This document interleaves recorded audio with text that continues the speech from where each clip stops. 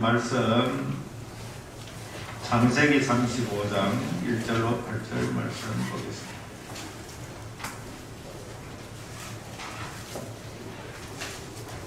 창세기 35장 1절로 8절입니다. 하나님이 야곱에게 이르시되 일어나 베델 올라가서 거기 거주하며 내가 내 영예서의 낯을 피하여 도망하던 때에 내게 나타났던 하나님께 거기서 제단을 쌓으라 하신지라.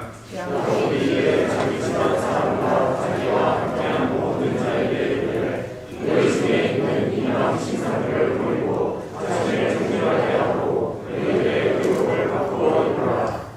우리가 일어나 베델로 올라가자. 내가 내 환난 앞에 내게 응답하시며 내가 가는 길에 나와 함께 하신 하나님께 내가 거기서 제단을 쌓으려 하노라 하며 그들이 자기 손에 있는 모든 이방 신상들과 자기 귀에 있는 귀고리들을 야곱에게 주는지라.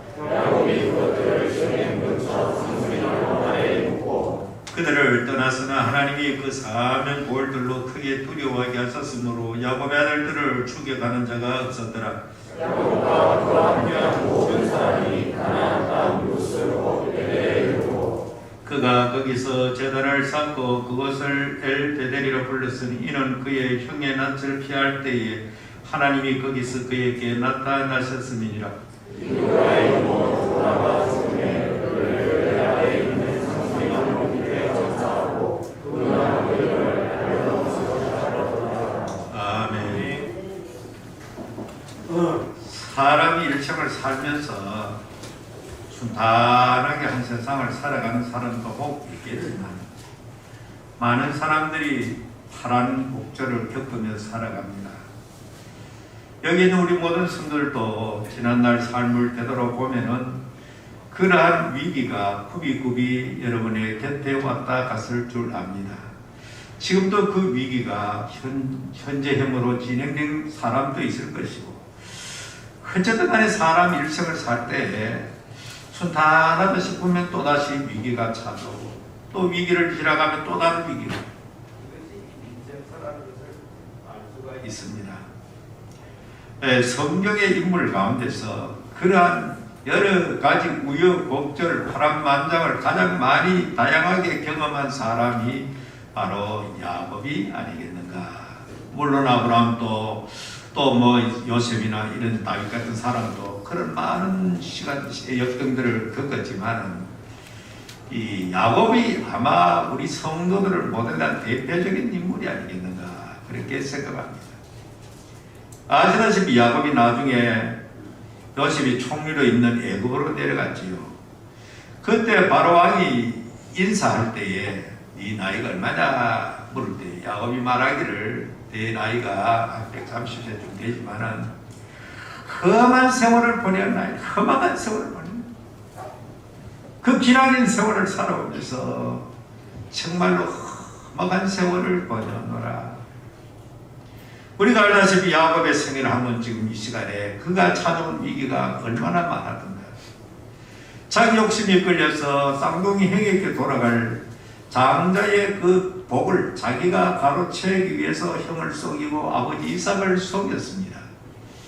그래서 혈기가 왕성한 이 에서의 무서운 복수가 두려워서 자기 어머니와 더불어서 이렇게 저 인원에서 외삼촌에 있는 바단 아람이라고 하는 요즘 터키 남부지방에 있는 그곳까지 이스라엘 땅에서 도피를 합니다. 고대에 여러분께서 이렇게 도망을 한다는 건 쉬운 일이 아니죠.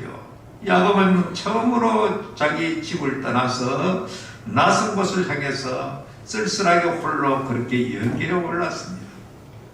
하루 종일 갔을 때에 베델이라는 곳에 도달하니 해가 뉘엿뉘엿 넘어가고 있습니다. 밤이 되었습니다. 당시에는 무슨 여관이 있는 것도 아니고 쓸쓸한 노숙을 하면서 돌을 하나 구해다가 이렇게 베개하고 잠이 들었습니다.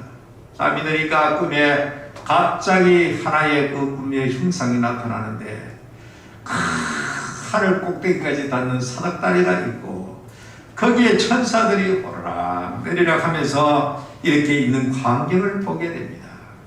야곱이 깜짝 놀라 일어나게 됩니다. 그러면서 이제 그것이 바로 하나님께서 이렇게 나타나는 것인 줄 알고 또 하늘에서 음성이 들려. 야곱아, 두려워하지 말아라. 내가 네가 가는 곳에 내가 함께하겠다. 네가 어느 곳이라도 내가 함께하겠다. 그렇게 하나님께서 언약을 하고 약속을 했습니다. 그런데 야곱이 제단을 쌓으면서 하나님 앞에 언약을 합니다. 만일에 하나님께서 말씀하신 대로 내가 오늘 이 참낯은 여행길을 언제 돌아올지 모르는 이 길을 떠났다가 다시 이 가나안 땅으로 돌아올 수 있다면 하나님은 나의 영원한 하나님이 될 것이고 오늘 내가 여기에 제단을 쌓은 이곳에 돌아와서 반드시 하나님 앞에 또 다른 제단을 쌓겠습니다. 그리고 하나님 내게 주시는 10분의 1을 반드시 내가 하나님 앞에 드리겠나이다. 11조의 약속을 거기에 하고 있습니다. 그리고 이제 잠이 들었고 야곱은 다시 일어나서 그 머나먼 길 봤던 아람이라는 땅으로 걸어가게 됩니다. 자, 그곳에는 또 어떤 일이 펼쳐집니까? 20년간을 자기 어머니가 리브가가 야곱에게 외삼촌 집에 가서 며칠만 좀 있어라. 너 형의 분노가 이렇게 내려앉으면 내가 너 사람을 보내서 다시 이곳에 오게 하겠구만. 그렇게 해서 보냈는데 그 길이 몇 년이냐면 장장 20년의 세월이 지나갑니다. 20년의 세월이 지나가면서 그 당시에 고대 그 당시에 중동 일대에 하던 목축업에 종사를 하고 외삼촌의 집에서 그냥 무슨 산을 비슷하게 살다가 결국에는 이제 나이도 들고 해가지고 그 집에서 결혼을 하게 됩니다. 외삼촌의 딸 잘 아는 대로 라헬과 이렇게 결혼을 하게 되죠. 레아와 더불어서 두 딸을 함께 이제 아내로 이렇게 받아들이는 결혼을 하게 됩니다. 그리고 자식을 낳게 되었고 또다시 이제 그들의 몸종을 통해서 또 자식을 낳아서 베냐민은 나중에 가나안 땅에 와서 태어났지만 나머지 11남매를 그곳에서 출생하게 됩니다. 잘 아는 대로 그곳에서 야곱은 20년 지나면서 자기의 소유를 많이 불리게 됩니다. 많이 불리게 돼가지고 이제 외삼촌 재산보다 더 점점 많아지니까 외삼촌이나 그 외삼촌 집에서 야 이것 봐라 우리 집 재산을 전부 다 거들래. 이런 식으로 이제 의심의 마음이 들었을 때에 야곱은 여기 있다가는 안 되겠구나 해가지고 그 외삼촌에게 몰래 그냥 자기 가족과 재산을 전부 거느리고 이제 자기의 가나안 땅을 향해서 탈출을 하게 됩니다. 도망을 가게 됩니다. 그때에 이 외삼촌과 외사촌들과 이런 사람들이 막 씩씩거리면서 분노해서 야 이것 봐라 우리를 속이고 비밀리에 도망갔다 이래가지고 막 추격해 왔습니다. 이 결국에는 어린아이들과 많은 가축을 거느리고 도망가는 이 야곱이 금방 이들에게 추격에 이래서 잡히게 되죠. 그때 물론 하나님 함께 하심으로 말미암아 그 외삼촌 마음을 감동해가지고 평화협정을 맺고 서로 잘 지내가자는 언약과 함께 이제 야곱 일행은 가나안 땅을 향하게 되고 외삼촌은 자기 받던 아람으로 떠나가게 됩니다.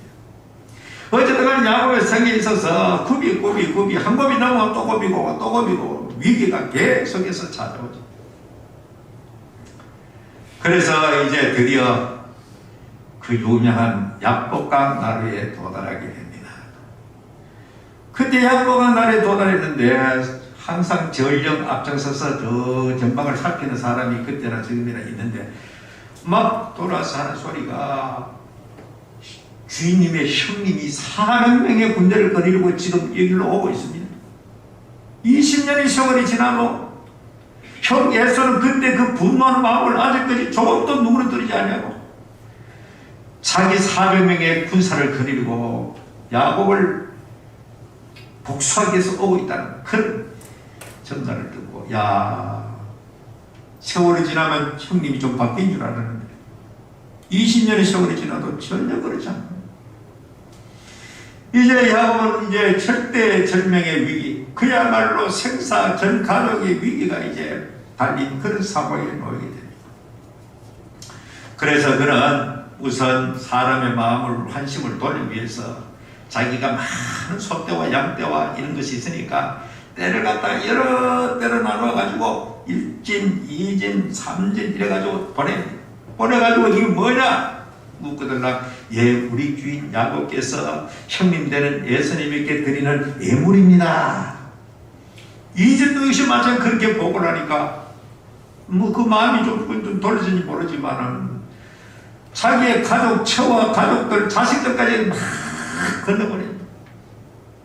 그리고는 이제 거기서 마지막 밤 야곱이 외롭고 쓸쓸하니 과연 내 일생의 운명이 이 야곱을 나루를 걷는 다음에 어떻게 될 것인가. 밤새도록 하나님께서 어떤 천사를 보내가지고 야곱 같은 분을 씨름을 했다고 해서 그 유명한 야곱 강가의 씨름.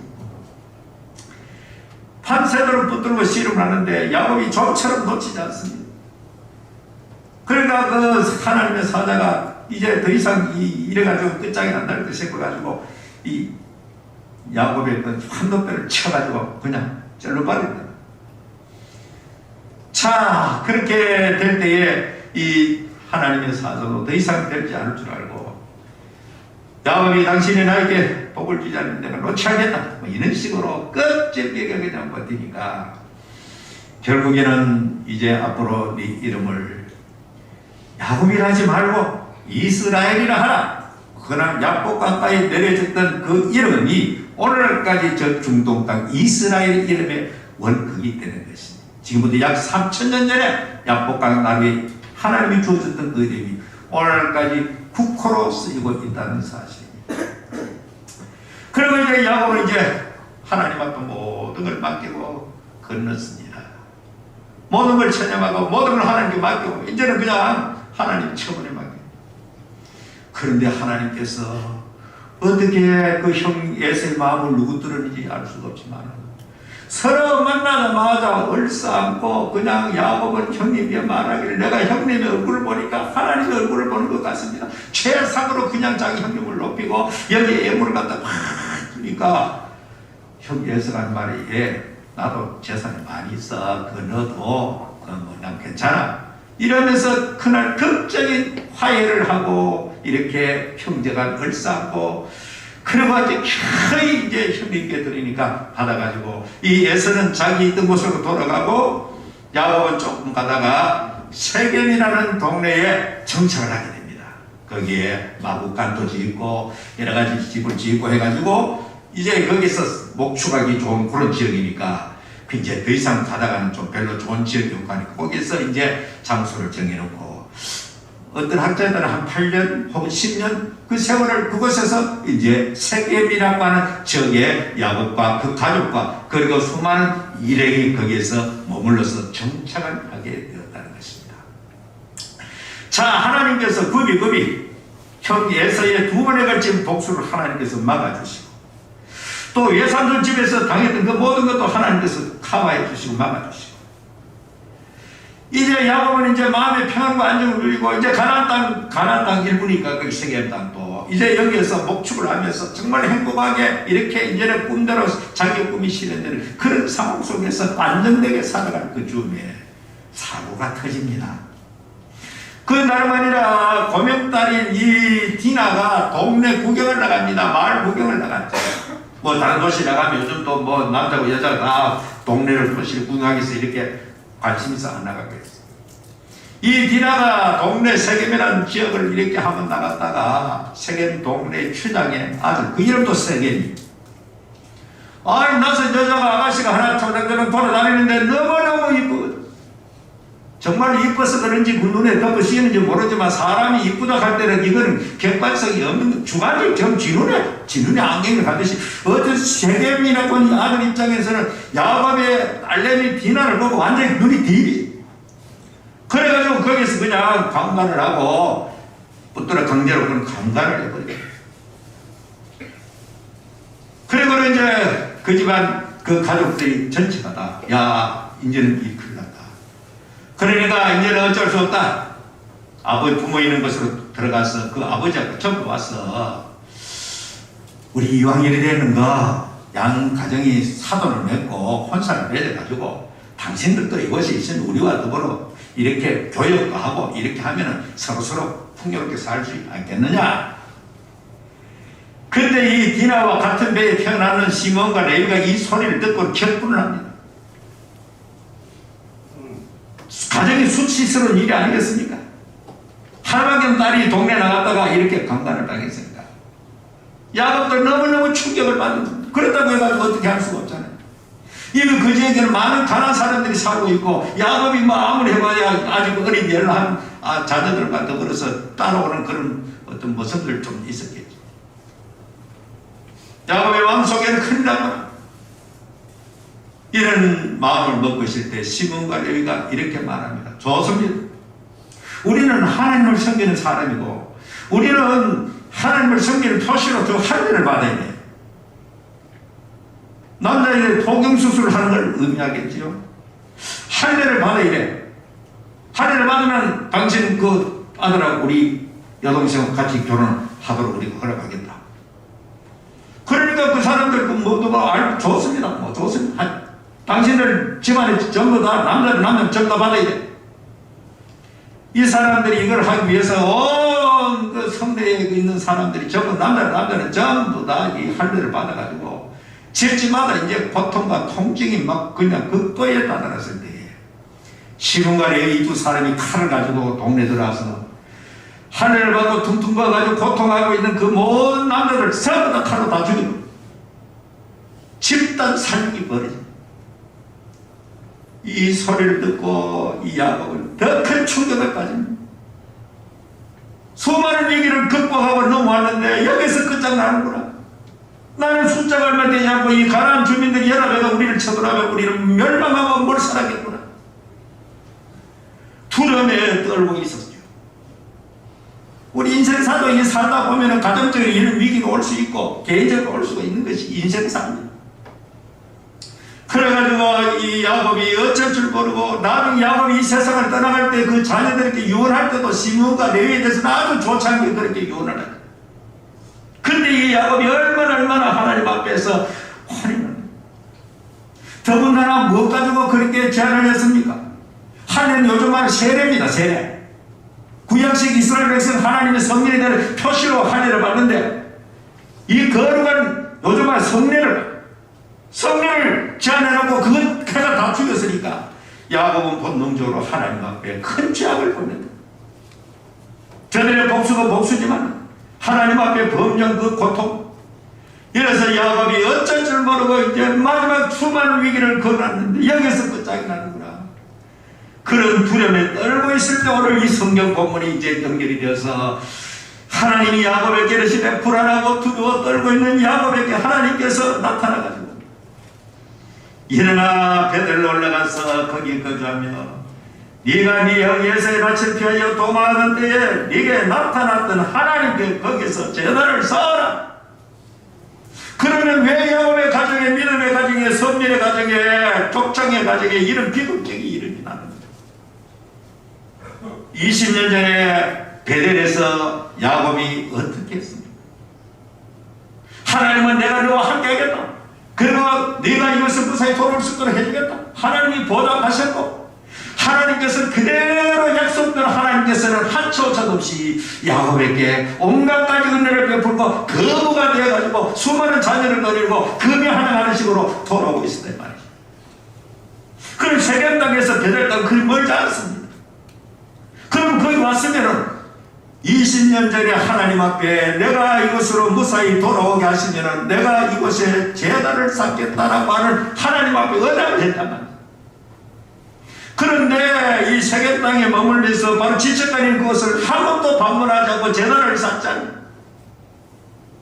그동안에 이 야곱은 엄청난 하나님의 약속과 사랑과 은혜와 축복을 받았음에도 불구하고 까마득하게 하나님과의 언약을 잊어버리고 하나님 주신 모든 것을 다 기억에 상실하고 그런데 현실에서 풍요로운 삶을 만족하면서 그렇게 하루하루를 수많은 세월을 10여 년 가까이 세월을 이 세겜 땅에서 그렇게 살고 있다가 이런 가정에 엄청난 비극적인 사태가 발생하게 된 것입니다. 어떤 개인에게나 어떤 가정이나 국가에 그런 위기가 돌아올 때는 반드시 어떤 원인이 있더라. 그래서 하나님께서 그것을 깨닫게 하기 위해서 너 지금이라도 베델로 올라가. 20년 전에 약속했잖아. 베델에 올라가서 네 형 예수의 낯을 피하여 도망하는 때에 네게 나타나던 하나님께 거기서 제단을 쌓아라. 그래서 야곱이 어떻게 하느냐, 2절에 보니까 야곱이 자기 집 사람과 자기와 함께한 모든 자에게 이르되 너희 중에 있는 이방 신상들을 버리고 자신을 정결케 하며 너희 의복을 바꿔 입어라. 하나님 앞에 제단을 쌓아 올라가기 전에 먼저 준비할 것이 그 가정에 아주 거기 숨어있는 신상들을 전부 다 버려. 자기가 외삼촌 집에 갔을 때 이방 문화권인 그 외삼촌 집에 갔을 때 5만 가지 좋지 못한 그 조그마한 우상들을 소유하고 그 딸들이 가져갔다가 드라김이라 가지고 이 드라미라카는 개인적으로 자기의 어떤 기둥을 점치고 하는 이 법을 묻는 이것을 전부 다 소유하고 있는 이 고대 사회 그 당시 우상숭배를 사는 거예요. 요즘도 불교를 대단히 믿거나 이런 사람들 보면 집에 가가지고 조그마한 신당 같은 거 만들어 놓고 그 앞에다가 이렇게 복을 비는 그런 것들.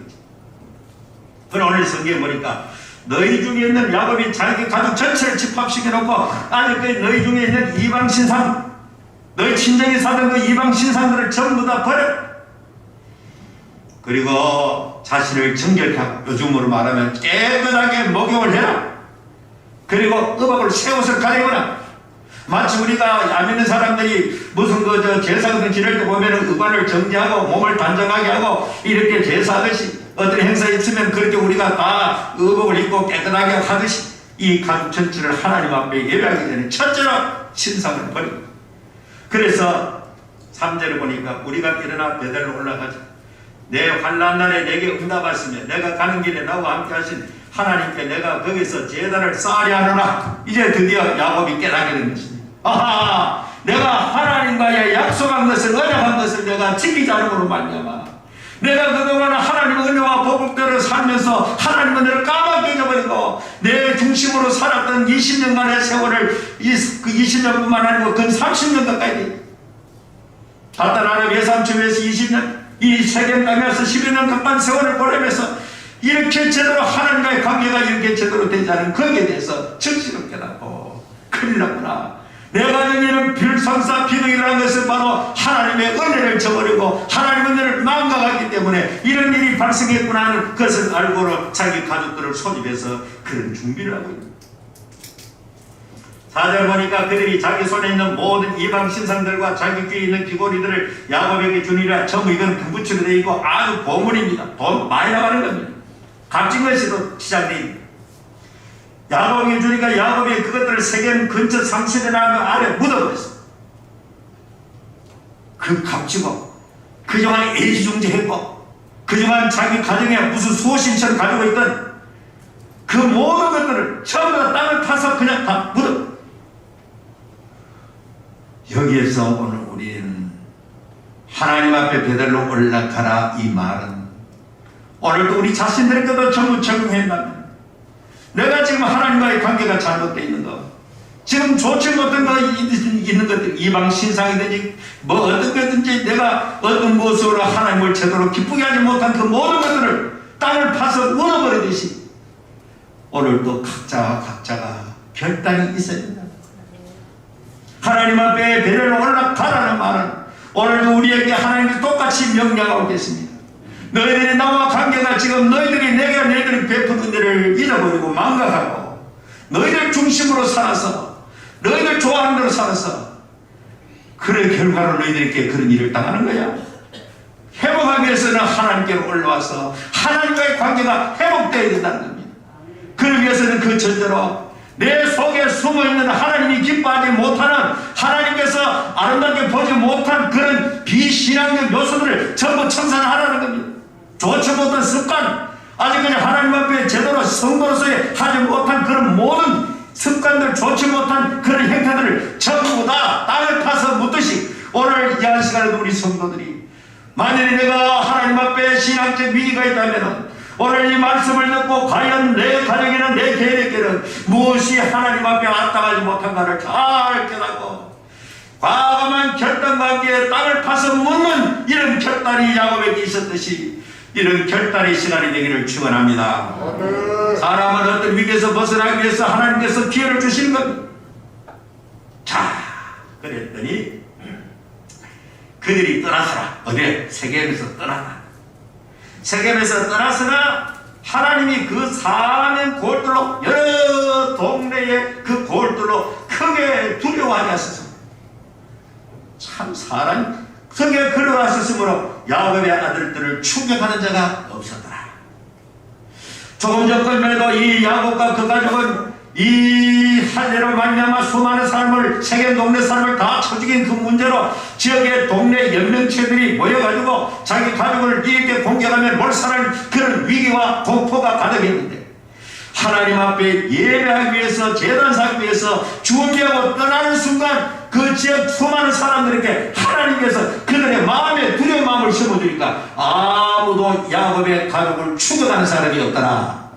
하나님은 오늘 우리들에게도 똑같이 하나님을 향하여 우리의 마음과 생각이 바뀌어지고 유턴하고 하나님 앞에 새로운 결단하는 순간 우리의 연단된 모든 것들로부터 우리를 지키시고 보호하시고 도우시는 하나님이라는 사실을 말씀해 주고 있는 것입니다.